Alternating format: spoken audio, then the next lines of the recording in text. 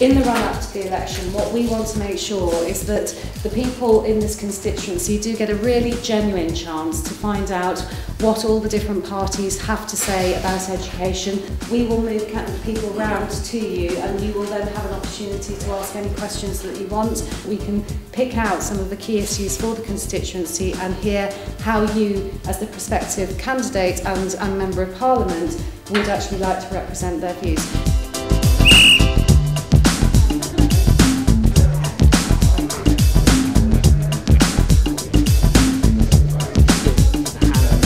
What are you hoping to get out of this, Simon?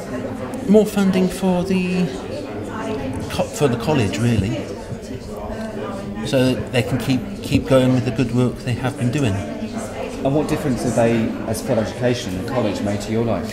They've given me confidence to do certain things. One, to pick up a book, which I never really did. And two, to write to various people for various things. If it wasn't for Chris and the Yes people, I wouldn't have done it. And why is it important that you're here to tell candidates about your story tonight? Just so they know that there's various people out there that do need help with education and learning. I myself, I have dyslexia, so I find it hard to read and to write, but with the help of Chris and that, it has helped me a lot.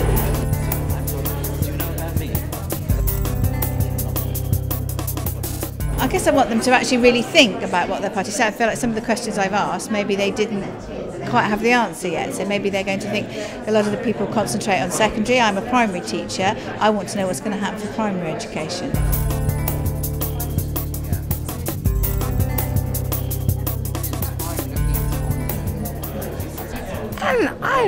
I've really enjoyed it, actually. Yeah, it's been an eye opener, and it's been nice to actually promote the college that I actually go to and represent everyone there.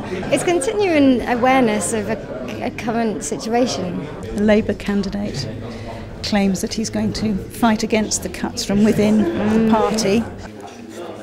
You have to put a lot of resource in. I found it interesting, speaking to a few people, seeing their opinions on some of the issues that I've brought to them. We've got good answers, and some of them are concerned about things and how do they link education within the working world as well, because that's where the problem begins with young people as well. Once they leave school, what options do they show them? How do they show them right? Then you can go into college and go through these things. So what courses they can take, and even in the education system, I think it's important that they take them out if they want to be a doctor, they take them out and get little workshops with doctors, lawyers, and etc. So they can actually have a goal. Because if you're just learning and they don't really see a goal, or they don't really truly know what they want to be, then that's kind of ruins their attention span in classes. So it's about getting them more grades, improvement, and giving them a sense of direction as well in the education system.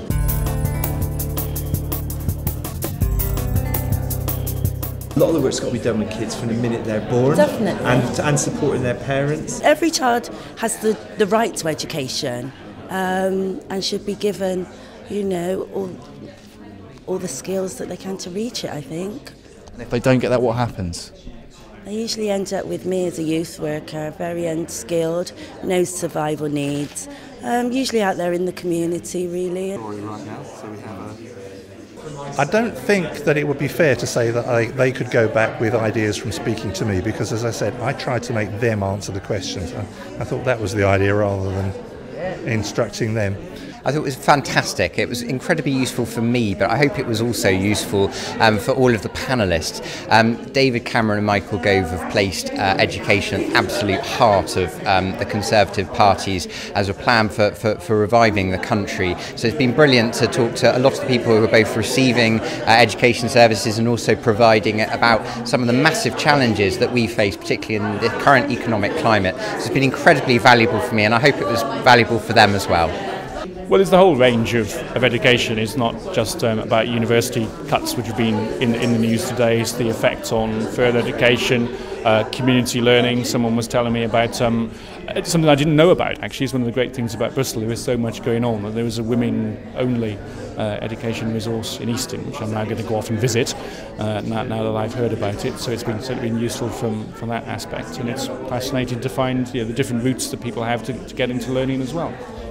Well, I've been reminded that it's good to listen as opposed to blah, blah, blah. I've certainly come away with lots and lots of good ideas, and I was thrilled to be invited. It was great to talk to so many people with their own agendas, their own concerns, and I hope I tried to address them, but basically it's education, education, education. I've been a teacher for 30 years, and that's the issues that I'm going to represent. That's my priority in life as well. So a bit of a no-brainer for me to say yes today. It's been a good event, and I congratulate you for that.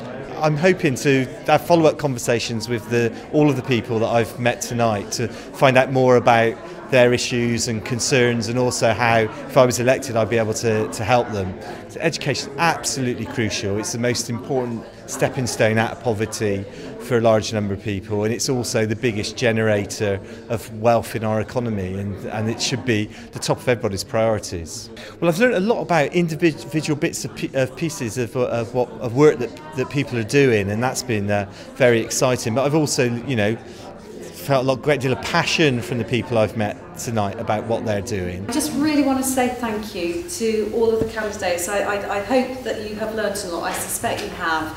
And what we wanted to do was to be able to give everybody the opportunity to see how each political party and the individual candidates will actually represent this constituency in the next election and the years that come after that. So thank you. I really hope you've enjoyed it, and we're allowed to let you go now.